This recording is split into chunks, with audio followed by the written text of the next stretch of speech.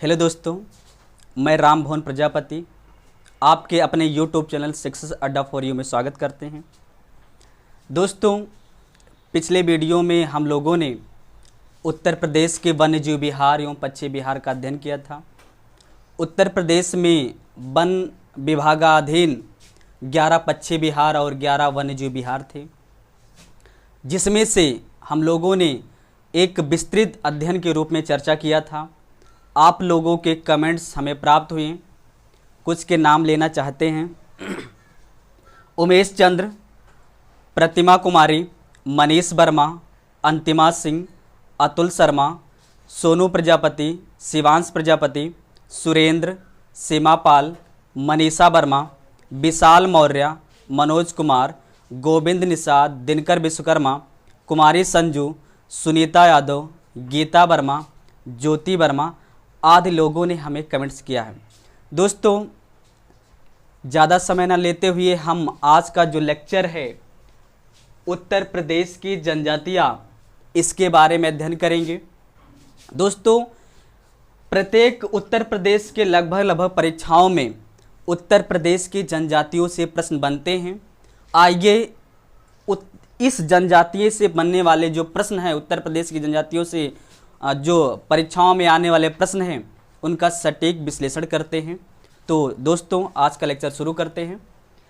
दोस्तों, उत्तर प्रदेश की जनजातियां। दोस्तों, अगर हम बात करें उत्तर प्रदेश के जनजातियों के बारे में, तो उत्तर प्रदेश में अगर हम देखें दोस्तों, तो आप लोग देख पा रहे होंगे कि ये उत्तर प्रदेश का मानचित्र है। और उत्तर प्रदेश के मानचित्र में जो ये शिवालिक हिमालय, या जिसे हम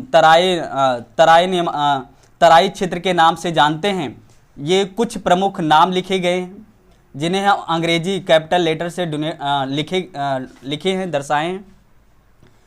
कुछ प्रमुख राज्य हैं, उत्तराखंड है, नेपाल देश है, बिहार है, झारखंड है, छत्तीसगढ़ है। चलिए इन लोगों को हम दोस्तों बताएंगे, आपको समझाएंगे।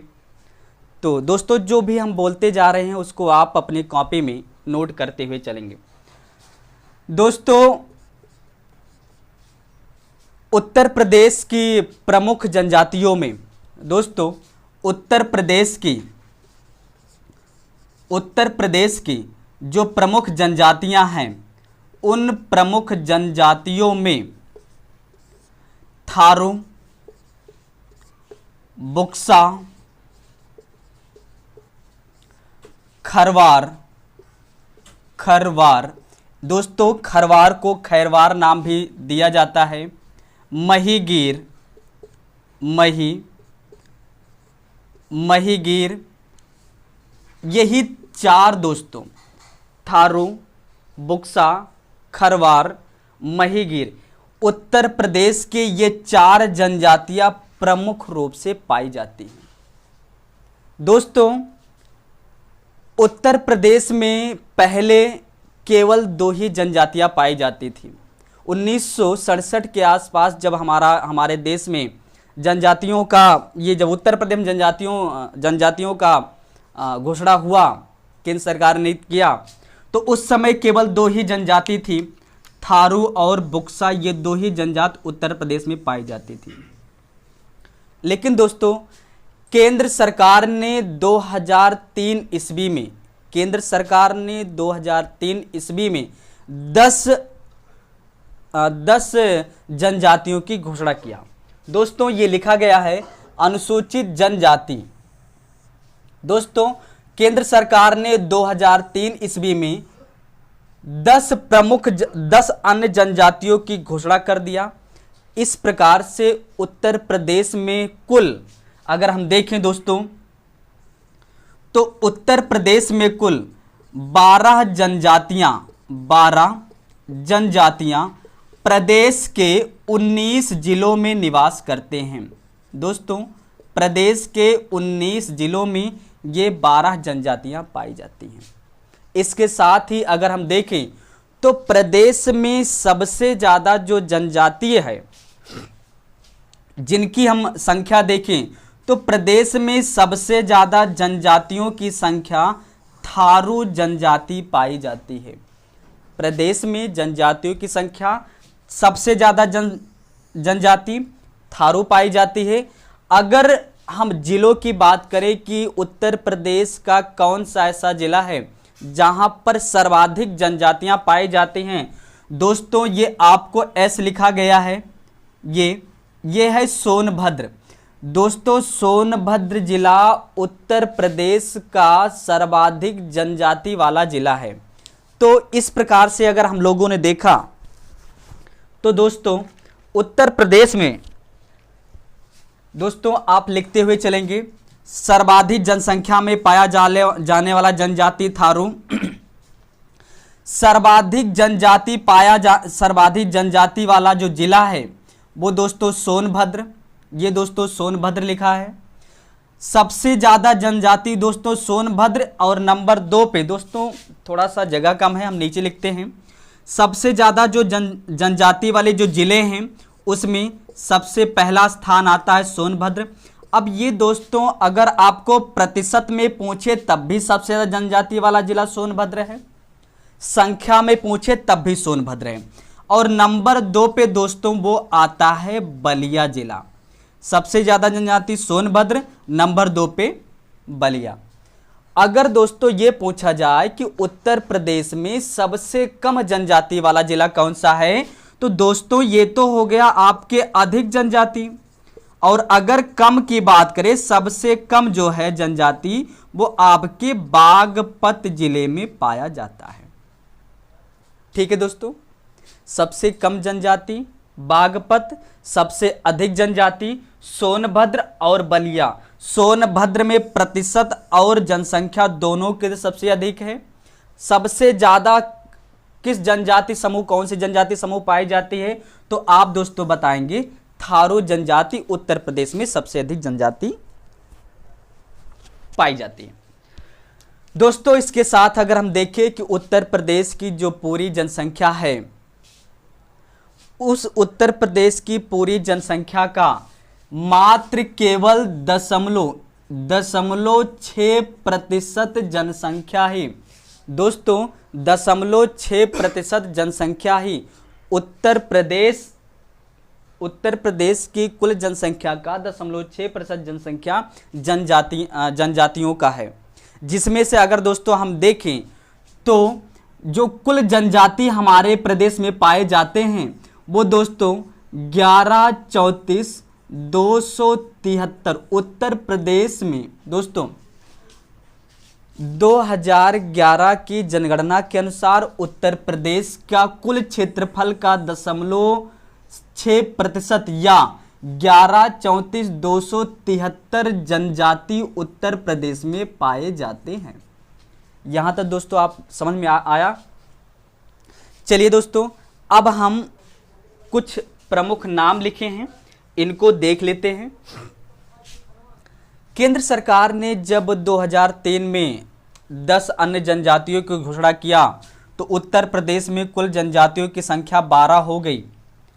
इन 10 में जो किया था उसका आप लोग यहाँ पर देख पा रहे होंगे, कुछ हमने नाम लिखे हैं, गोंड, धुरिया या नायक।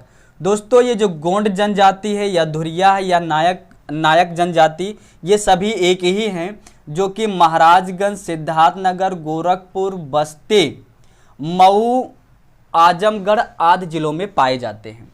इसके साथ खरवार जनजाति या खैरवार जनजाति ये उत्तर प्रदेश के सोनभद्र जिला, देवरिया, बलिया, गाजीपुर इन जिलों में पाए जाते हैं। इसके बाद दोस्तों सहारिया लिखा गया। सहारिया जनजाति ये आपके ललितपुर में पाया जाता है। दोस्तों ये ललितपुर जिला है और यहाँ पर सहारिया जनजाति पाए जाते हैं। पहरिया जनजाति सोनभद्र है, बैगा जनजाति सोनभद्र है, पाखा या पनिखा जो जनजाति है दोस्तों ये आपकी सोनभद्र में है। अंगरिया जनजाति सोनभद्र में है, पटारी जनजाति सोनभद्र में है, चेरो जनजाति सोनभद्र में, भुइयां या भुइयां जनजाति सोनभद्र में। तो दोस्तों अगर इस प्रकार से हम देखें तो उत्तर प्रदेश के जो जनजातियों को याद करने का जो ट्रिक है, आपको कोई बहुत ज़्यादा रटना नहीं है। ये आप देख पा रहे हैं, पहाड़िया से लेकर के पहाड़िया, बैगा, पाखा, पनिका, गरिया, पटारी, चेरो, भुइया, ये सभी जनजाति आपके दोस्तों एक ही जिला, वह जिला है सोनभद्र। ये सभी के सभी सोनभद्र जिले में पाए जाने वाले जनजाति हैं। आपको रटना क्या है दोस्तों, होता क्या है कि यदि कोई जनजाति है, गोंड जनजाति, धुरिया या नायक, ये जनजाति हैं, अगर इनको आप लोग देखें तो ये आपका कुछ प्रमुख जो ये नेपाल से जो भी जिले लगे हैं, महाराजगंज लेकर के कुशीनगर, देवरिया, बलिया, ये कुछ नेपाल और कुछ बिहार से जो सटे एरिया है दोस्तों, ये महाराजगंज, सिद्धार्थनगर कुछ नेपाल सटे हैं और कुछ देवरिया, बलिया, आजमगढ़, गोरखपुर, ये सभी जो है आपके थोड़ा सा तराई एरिया लेकर के हैं।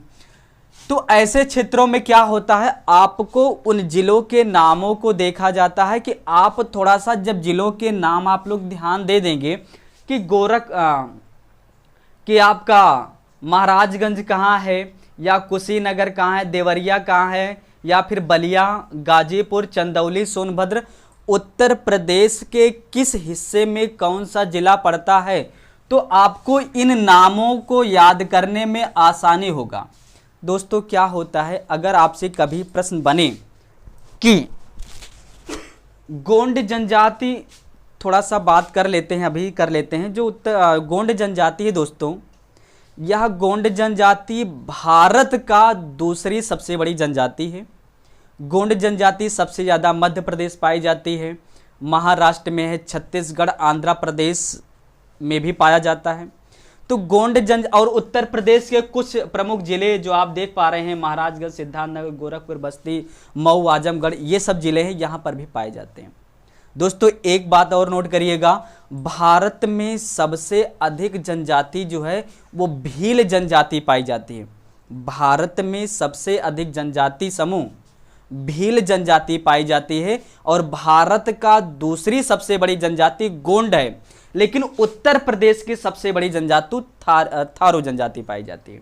चलिए दोस्तों, तो ऐसे में अगर आपको गोंड या धुरिया या नायक जनजाति के बारे में याद करना, तो आपको कुछ कहीं ना कहीं ये कुछ 2 जिले नेपाल से और कुछ जिले बिहार से, ये जो 4-5 जिले हैं, गोरखपुर, मऊ, आजमगढ़ भी यही है दोस्तों, इन सभी जिलों को आप सटीक बैठा लेंगे तो यदि ऑप्शन में देता है कि गोंड जनजाति किस जिले में पाया जाता है, तो कहीं ना कहीं 3 आपको यहां देगा और एक कोई इधर का जिला दे देगा, तो जिससे आपको ना कहां नहीं पाया जाता या कहां पाया जाता है, तो इससे आप अंदाजा लगा सकते हैं। तो दोस्तों चलिए खरवार और खैरवार की बात करें। दोस्तों ये आप जो देख पा रहे हैं, ये बिहार से लगे जो 7 जिले हैं, सोनभद्र, चंदौली, गाजीपुर, बलिया, देवरिया, कुशीनगर, दोस्तों बिहार से सटे जिलों में खरवार या खैरवार जनजाति पाया जाता है। क्या दोस्तों, खरवार या खैरवार जनजाति कहाँ पाया जाता है, तो आप देखेंगे उत्तर प्रदेश का जो पूर्वी जिला है, बिहार से लगे हुए जिले, वहां पर खैरवार या खरवार जनजाति, खैरवार इसको दोस्तों खरवार जनजाति भी कहते, चाहे खैरवार या खरवार कहिए।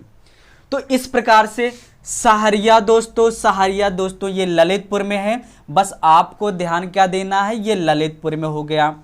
इसके बाद बाकी जितने भी आप लोग नोट कर लिए होंगे, हमें आशा है सब नोट कर लेंगे, स्क्रीनशॉट ले लेंगे। ये जितने भी जनजाति, इनके नाम आपको याद ही नहीं करने हैं, कुछ भी आता है तो आप केवल एक ही जिला सोनभद्र पे आपको टिक कर देना है। ठीक है दोस्तों, चलिए कुछ प्रमुख जो हैं, जो थारू हैं, बुक्सा है, खरवार है, महिगीर हैं, इन जनजातियों से रिलेटेड इनकी दिनचर्या कैसी है, ये कहाँ से आ करके इनका व्यवसाय क्या है, इनकी अर्थव्यवस्था क्या है, और इनमें जो सामाजिक अस्थिकरण किस प्रकार से सामाजिक राजनीतिक स्तर पाया जाता है, वहाँ से भी कुछ दोस्तों प्रश्न बने हैं। तो आप एक बार स्क्रीनशॉट ले लीजिए।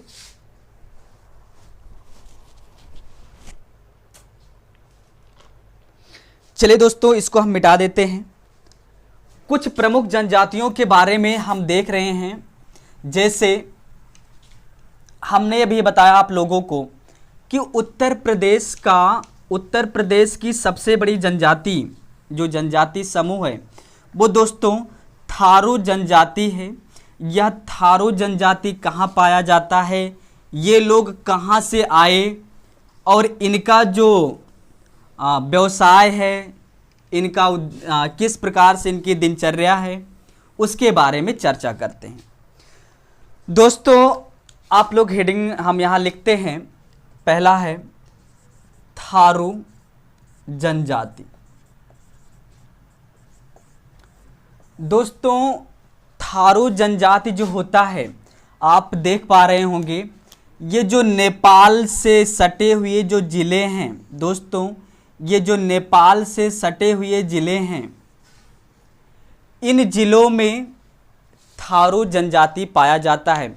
अगर दोस्तों हम देखें कि थारू जनजाति कहाँ पाया जाता है, तो थारू जनजाति दोस्तों आपका महाराजगंज,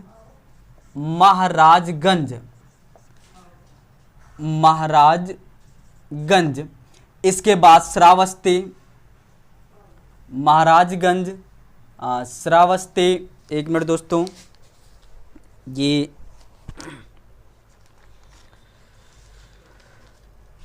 दोस्तों जो थारू जनजाति है ये आपका महाराजगंज के बाद आपका दोस्तों आता है सिद्धार्थनगर, ये है आपका सिद्धार्थनगर। दोस्तों सिद्धार्थनगर के बाद ये आता बहराइच के बाद ये दोस्तों श्रावस्ती, इसके बाद दोस्तों ये आपका आता है बहराइच हो गया, श्रावस्ती हो गया, लखीमपुर खीरी हो गया। दोस्तों ये हो गया लखीमपुर खीरी। अगर हम इस तरीके से बात करें कि थारू जनजाति उत्तर प्रदेश के किन जिलों में पाई जाती है, तो दोस्तों ये जो 5 जिले आपके लिखे हैं, महाराजगंज, सिद्धार्थनगर, बहराइच, श्रावस्ती, खीरी, नेपाल से लगे हुए जो भी ज़िले हैं, इन ज़िलों में 5-6 ज़िले जो हैं, इन ज़िलों में थारू जनजाति पाई जाती है। या फिर आप सीधा लिख सकते हैं कि उत्तर प्रदेश के तराई क्षेत्रों में, दोस्तों उत्तर प्रदेश का ये जो तराई क्षेत्र है, इन तराई क्षेत्रों में थारू जनजाति पाई जाती है।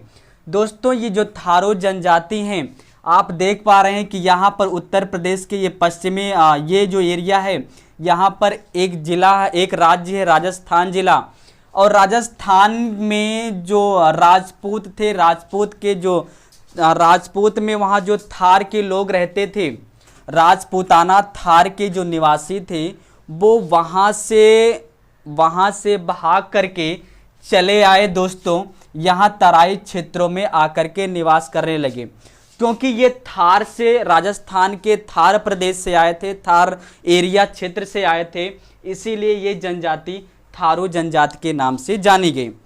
अगर दोस्तों इनकी और दिनचर्या की बातें करें, तो जो थारू जनजाति के लोग होते हैं वो कद में थोड़ा छोटे होते हैं, और इनका जो चेहरा होता है थोड़ा सा बड़ा मुख होता है। इनका जो शरीर होता है दोस्तों थोड़ा सा पीले रंग का होता है, ध्यान दीजिएगा, छोटे कद के होते, मुख इनका चौड़ा होता है, और इनकी जो शरीर होता है वो पीले रंग का होता है। दोस्तों यहाँ की जो थारू जनजाति की जो स्त्रियां होती हैं वो पुरुषों से अधिक आकर्षित और सुंदर होती हैं।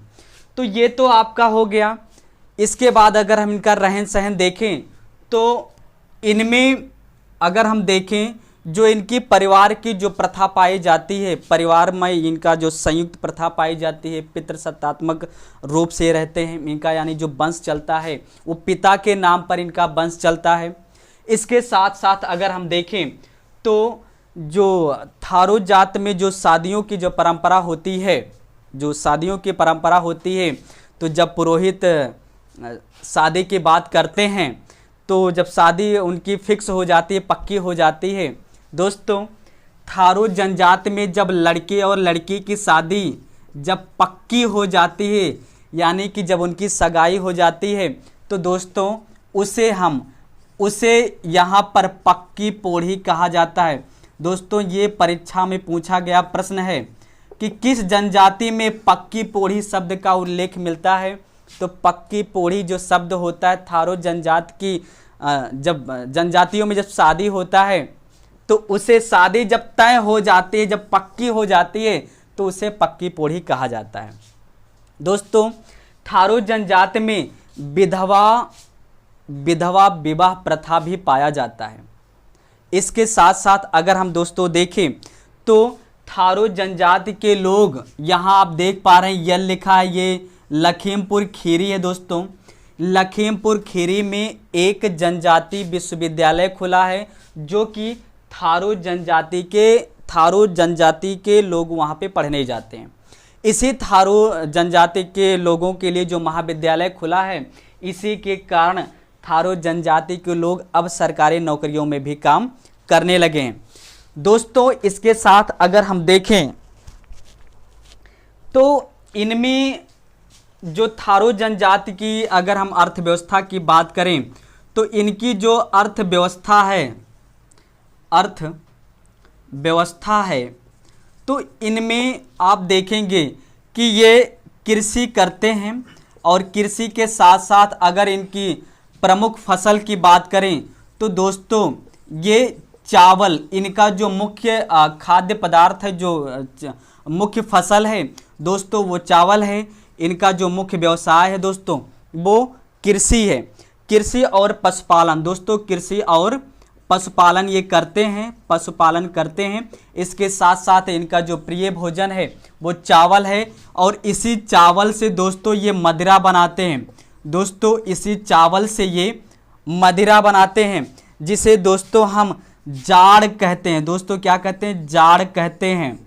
तो क्या हुआ दोस्तों, थारू जनजाति के लोग चावल से मदिरा बनाते हैं, जिन्हें हम जाड़ कहते हैं।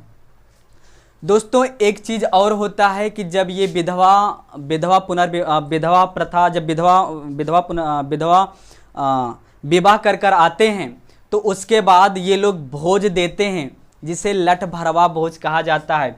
दोस्तों, कैसे क्या हम लोग जानेंगे।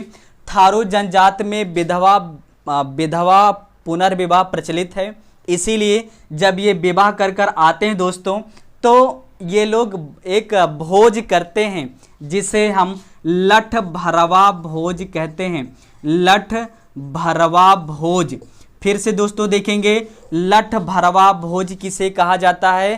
थारू जनजाति के लोग जब विधवा पुनर्विवाह करते हैं, लड़की जो जैसे कोई लड़का है, कोई लड़की अगर विधवा पुनर्विवाह करती है तो उसे लठ भरवा भोज देना पड़ता है, तो जिसे हम लठ भरवा भोज कहते हैं।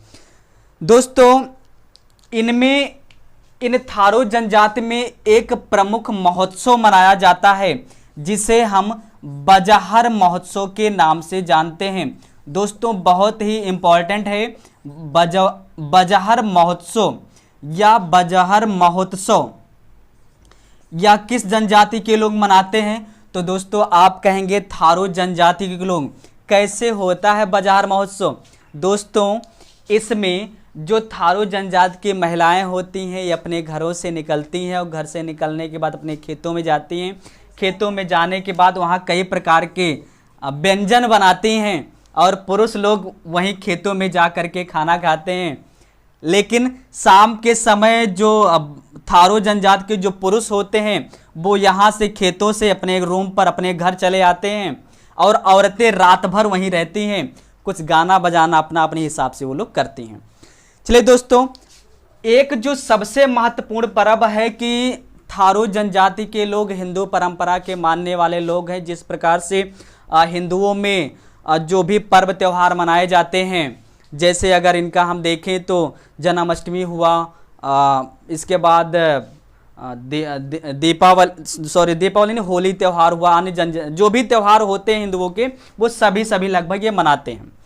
कार्तिक पूर्णिमा हुआ या फिर मकर संक्रांति हुआ, इस प्रकार से। प्रश्न क्या बनेगा दोस्तों? एक महत्वपूर्ण त्यौहार होता है हम लोगों का दीपावली त्यौहार।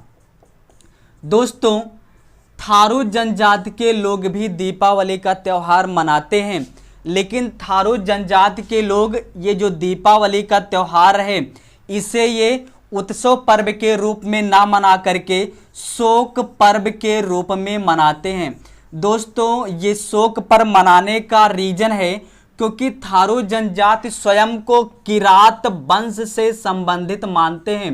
दोस्तों, थारू जनजाति किरात वंश से संबंधित मानते हैं क्योंकि जो रावण था दोस्तों, जो रावण था वो रावण किरात वंश से संबंधित था और ये जो थारू जनजाति के लोग हैं ये स्वयं को रावण का वंशज मानते हैं।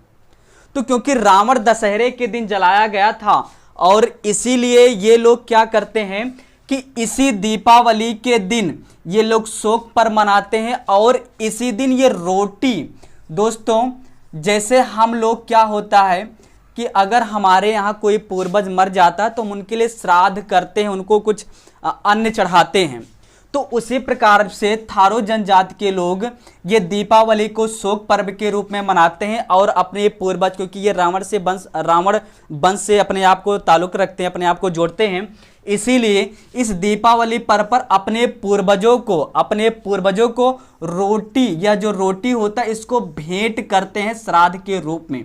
तो इस प्रकार से दोस्तों ये वेरी इंपॉर्टेंट प्रश्न बनता है कि थारू जनजाति के लोग किस त्यौहार को शोक पर्व के रूप में मनाते हैं।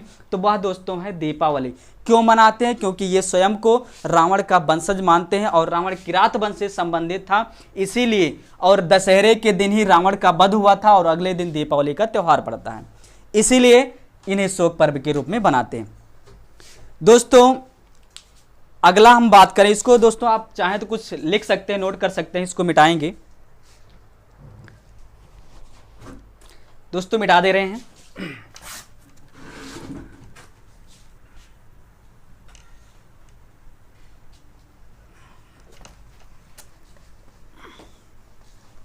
चलिए दोस्तों, एक और महत्वपूर्ण जनजाति है बुक्सा जनजाति। बुक्सा, दोस्तों बुक्सा जनजाति या इसको भोक्सा जनजाति भी कहा जाता है। दोस्तों ये जो बुक्सा जनजाति होती है, अगर हम देखें तो यह जो बुक्सा जनजाति होता है दोस्तों, ये आपके उत्तर प्रदेश का एक जिला है बिजनौर जिला। ये बिजनौर जिले में दोस्तों बुक्सा जनजाति का जो निवास स्थान है वो आपके बिजनौर जिला है, बिजनौर जिले में है। अब कहानी ये होती है कि ये बुक्सा जनजाति जो थे ये कहाँ से आए। होता ये है दोस्तों कि इनका जो मूल स्थान बताया जाता है वो पटवार राजपूताना वंश से संबंधित है। मराठों के द्वारा जब ये लोग वहाँ से भगाए जाते हैं या फिर मराठों के द्वारा इनको खदेड़ दिया जाता है, तो ये अपने जीवन यापन के लिए राजस्थान के उस एरिया से आकर के और यहाँ बिजनौर जिले में आकर के ये लोग बस जाते हैं। दोस्तों बुक्सा जनजाति से अगर हम देखें तो यहाँ के जो लोग होते हैं वो भी इनका भी जो भी होता पहनावा होता वो भी धोती कुर्ता ही होता, आभूषण स्त्रियां धारण करती, ये सब नॉर्मली है जैसे जनजाति के लोग रहते हैं। इसके बाद दोस्तों यहाँ पर अगर हम देखें तो इनका जो मुख्य भोजन है दोस्तों, इनका जो मुख्य भोजन है वो दोस्तों मछली और चावल है, मछली और चावल है।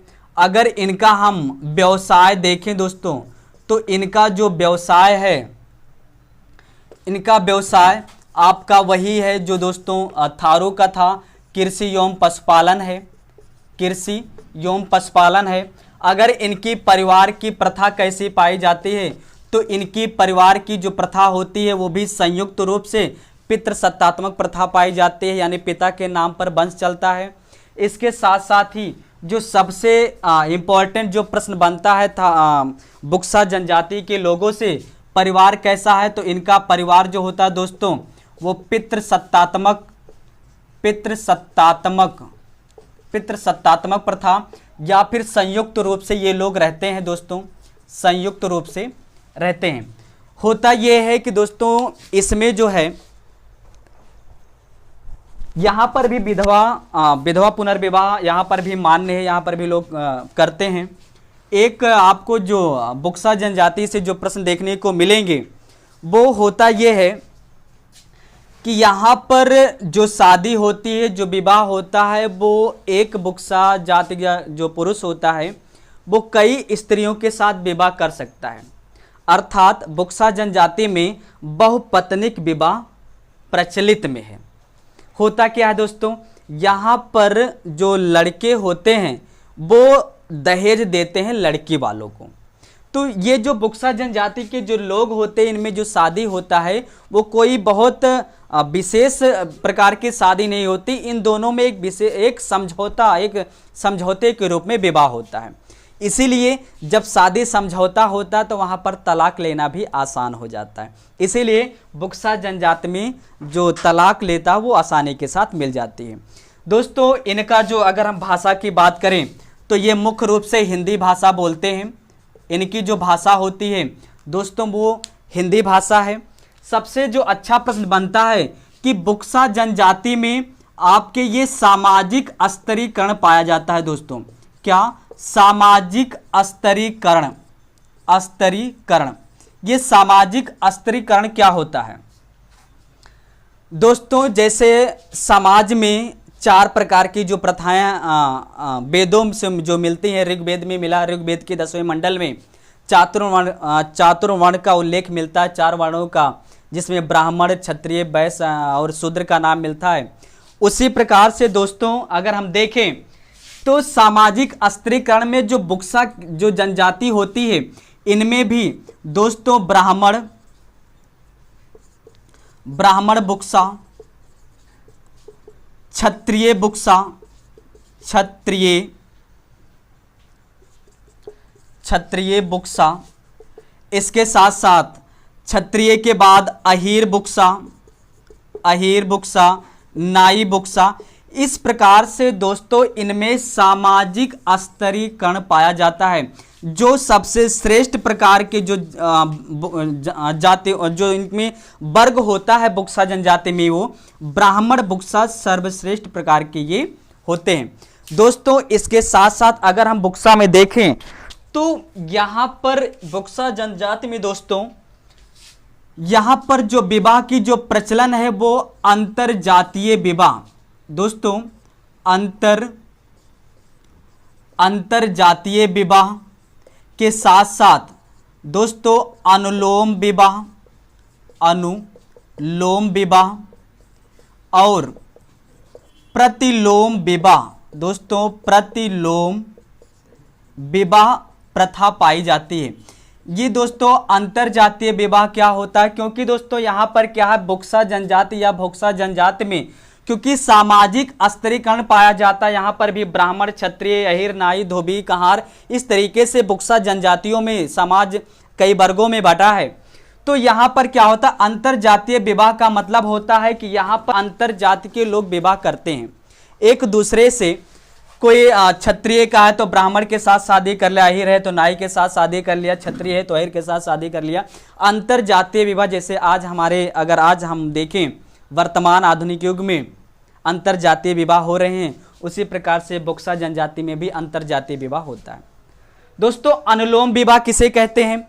दोस्तों जो अनुलोम विवाह होता है इसमें जो लड़का होता है वो लड़का उच्च कुल का होता है, उच्च वर्ग का लड़का होता है और निम्न कुल की लड़की होती है, निम्न कुल का या निम्न वर्ग की लड़की होती है।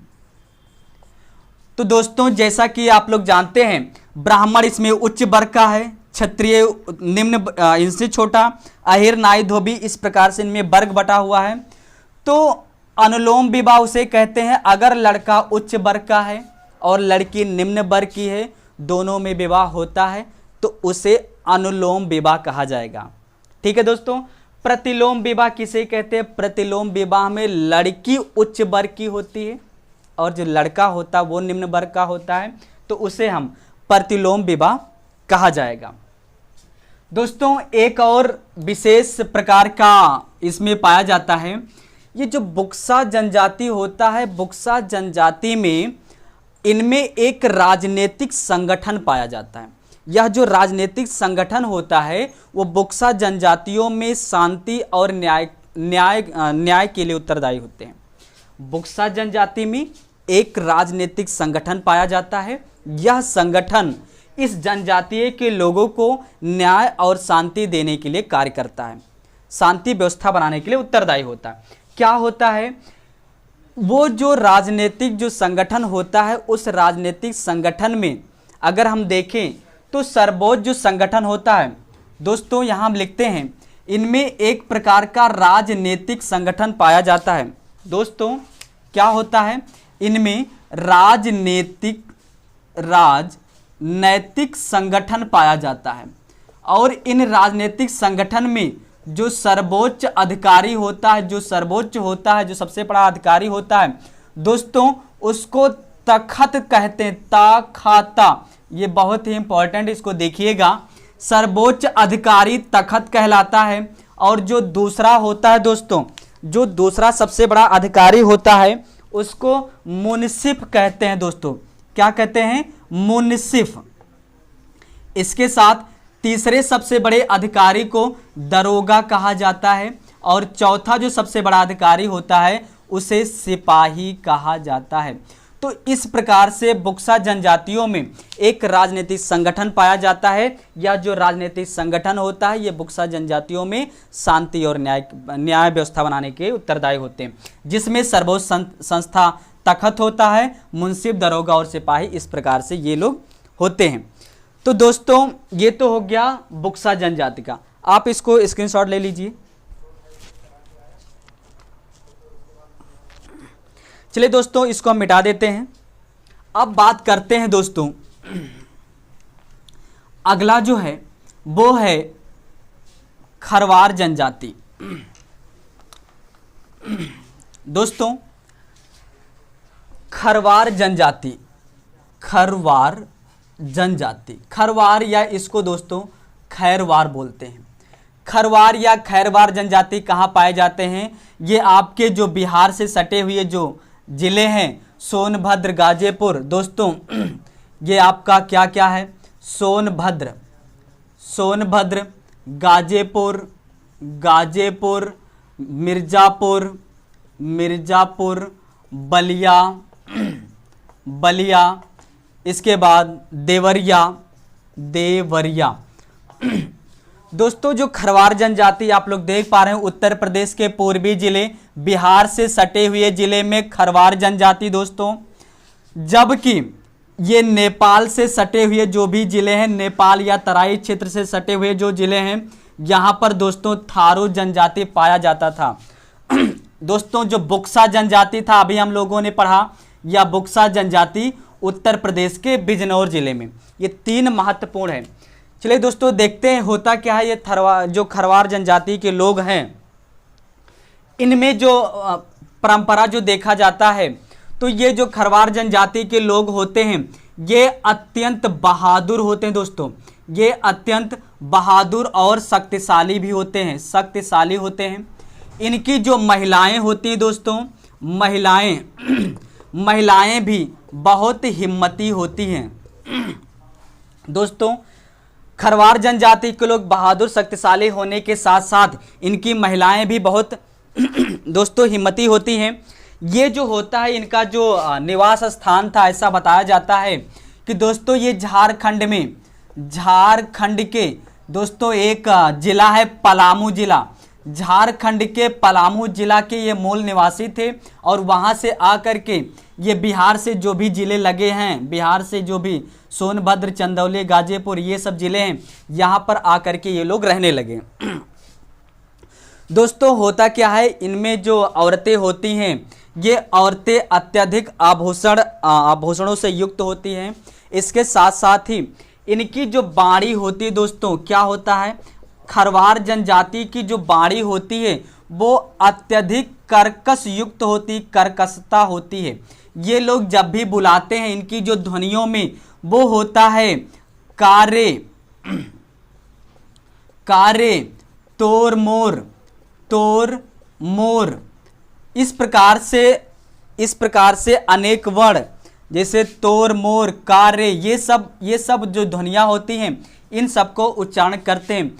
खास करके जो प्रश्नों में पूछा गया, जो उत्तर प्रदेश लोक सेवा आयोग पूछा गया है कि किस प्रकार की जनजाति की जो महिलाएं होती हैं दोस्तों, यह महिलाएं जादू टोना के लिए फेमस हैं, तो ध्यान दीजिएगा दोस्तों, ये जो जादू टोना में महिलाएं जो दक्ष होती हैं, जो बिल्कुल निपुण होती हैं, तो खरवार जनजाति की जो महिलाएं होती दोस्तों, ये जादू टोना में बिल्कुल अपने आप को निपुण मानती हैं, दक्ष होती हैं। इसी के साथ साथ अगर हम देखें तो इनका जो व्यवसाय होता है वो व्यवसाय कृषि होता है। कृषि में क्या, धान गेहूं दोस्तों, धान गेहूं